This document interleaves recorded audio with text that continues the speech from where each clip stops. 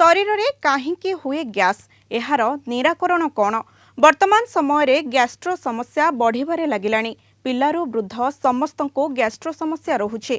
शुणिले हुए तो यह साधारण रोग परि लागुछि, हेले एहार सठिक समय रे निराकरण करा न गले शरीर रे धीरे धीरे अन्य रोग सबु मध्य देखा देइथाय। गैस काहेकि हुए ओ किभଳି एथिरु मुक्ति मिलिबो? एहार निराकरण कौन?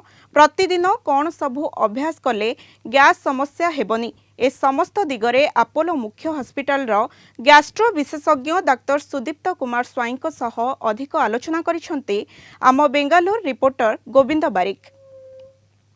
आमे आज जो समस्त जो गैस समस्या उपजे से माने किसी खाद्य खाइले हो बा कौन कारण गैस समस्या उपजे ए संपर्क में कहीं गैस समस्या उपजे एवं गैस समस्या जो उपजुचे तार समाधान केवल हो से संपर्क में आम आलोचना करवा। आम सहित अच्छा सीनियर कंसल्टेंट जे आम कह surgical gastrology Sudipta Kumar Swain doctor Sudipta Kumar Swain sir महोदय जी अपोलो बर्तमान अच्छा कार्यरत अच्छा सहित आम आलोचना करवा। छोट ठार बड़ पर्यंत गोटे गैस गोटे प्रमुख समस्या है। गैस द्वारा अनेक क्षेत्र में मुंड बिंधा शरीर बिंधा हुए अनेक समस्या देखा जाए। ये जो समस्या गैस समस्या कहीं उपजे प्रथम गैस आम जहाँ को प्रकृत में जब नवा साइंटिफिकली मेडिकल लैंग्वेज रे पेटर समस्या तो पेटर किसी भी डिस्कम्फर्ट हेले ताको गैस बोली कहुए सेमती आम नवा ना गैस्ट्राइटिस जोटा सेटा अन्य प्रकार जिनस आपणकर निहाती जोटा खाद्य पेय रे किंबा निजर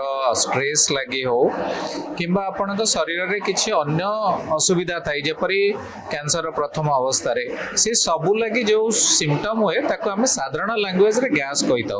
किंतु जदि किसी एरकम हुए आपण तार रोगर लक्षण तार प्रकार ये सब देखी गोटे डाक्तर तार जने गैस्ट्रोएंटरोलॉजिस्ट देखी तार ताको को प्रकार रोग सेटा डिसाइड करि थान कि आम खाली पेटर रहिले गैस समस्या उपजे एटा कोन सत्य आपण कोन कहबे?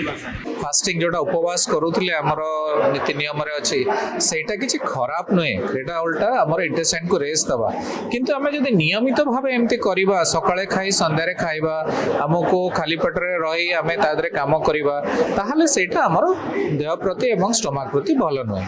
टाइम रे खाइबा घर निजे बनाई खाद्य खाइबा आ रेगुलर एक्सरसाइज करबा एवं सोइबा।